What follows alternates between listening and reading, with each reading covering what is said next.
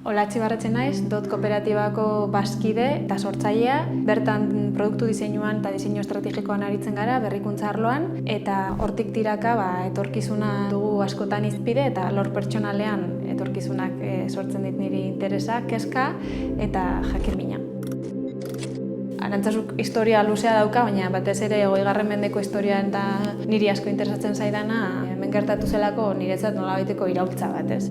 3 indar edo batu ziren kolaborazioan, batetik elizarena eta erakundeena, bestetik artearena eta kulturarena, baina modu oso interdisiplinarioan, eta baita gizartearena, ez? Eta nola hemen sortu zen mugimendu iraultzaile bat, eta nola gauzatu zen, eta nola gizarteak bere hartu zuen, ez? Bere ganatu zuen hemen gertatu zen guzti hori, identitate bezala, ez? Eta beti mundura irekiak, etorkizunera begira, eta hori niretzat historikoki gertatu den ekintzarik eta nabarmenetarikoa esango nuke herri honetan, eta baita